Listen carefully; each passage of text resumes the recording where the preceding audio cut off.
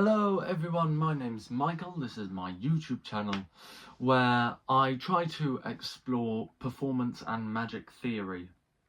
I think we as magicians are really focused on the how. How do we do a really good classic force? Whereas I like to try think about the why. Why are we using a classic force rather than a riffle force? And well, how can using a classic force make this trick better? So today I want to ask the question, what is the unwilling suspension of disbelief? This is something which Teller of Penn and Teller talks about, the unwilling suspension of disbelief. And I think that this is a really important idea to understand, because in drama, when you're going to watch a play, a musical, you naturally will use the audience's willing suspension of disbelief, whereas in magic we don't use that. So what do we mean by the willing suspension of disbelief? Well, let's use an example in the context of a play. I performed as, not most recently, but at the start of this year, as a character called Mr. Samsa from a play called Metamorphosis, which was written by a playwright called Berkoff, and he took the story from a philosopher called Kafka. And it is about a young lad called Gregor Samsa who wakes up as a bug. The opening lines are this: as Gregor Samsa awoke one morning from uneasy dreams, he found himself in his bed transformed into a gigantic insect. His numerous legs, which were pitifully thin, waved helplessly before him. "What has happened to me?"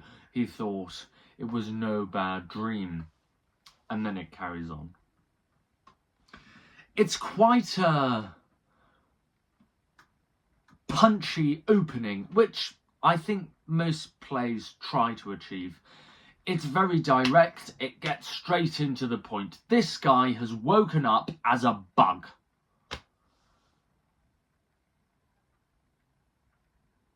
As an audience member, sat there watching this play of a man who has woken up, turned into a bug, and it's not a satirical or comical play, it's an incredibly serious, heavy, deep, dark play.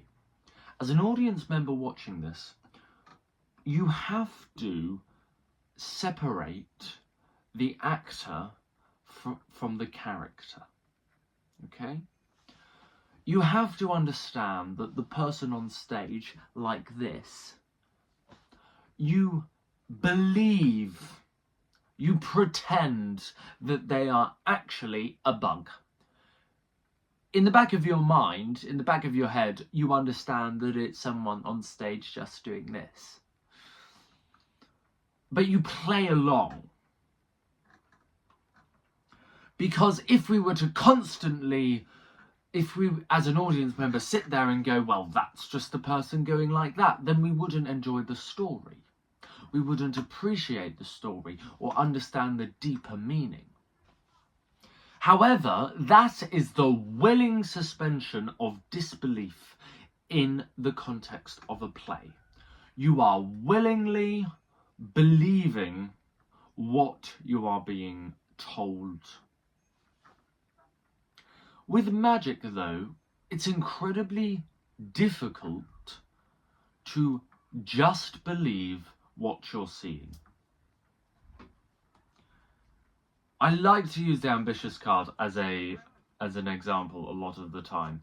If you show to a spectator that the Jack of Diamonds is the top card, and you place the Jack of Diamonds into the middle of the pack, and yet it's still on top, and there's no other Jack of Diamonds in the pack, the audience will not just sit there and applaud and go, well done, that was a really great performance, unless they know how it's done.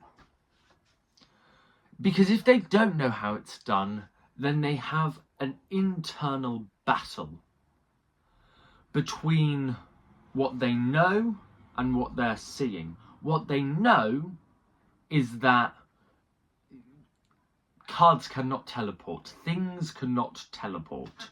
What they're seeing is something teleport. I mean, that is technically what an ambitious card is.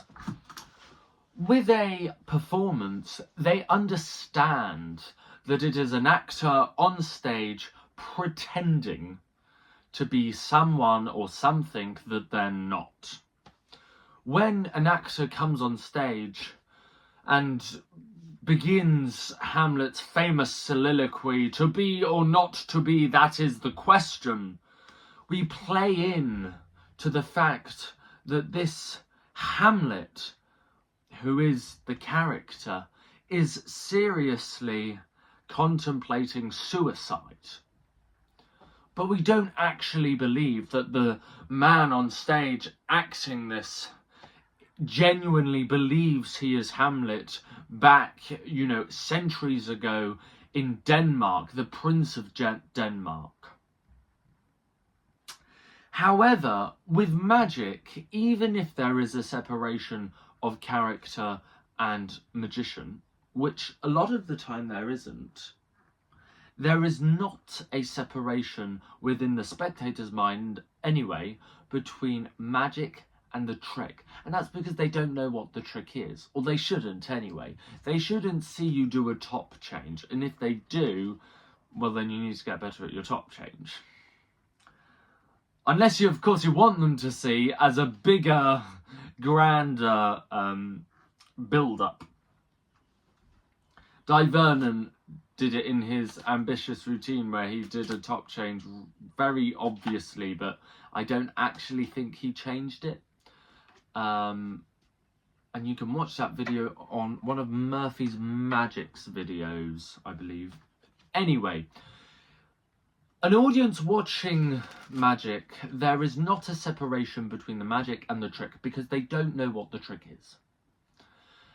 And so they can't just play into it, because ultimately what they're seeing and what they know is not fitting. With a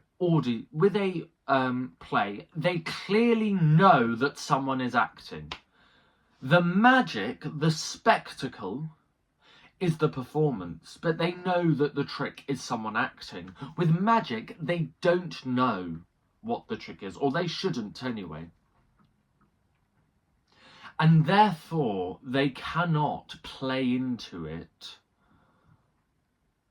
because they are dealing with an internal battle, which can cause this emotional tug between what they're seeing and what they believe they know.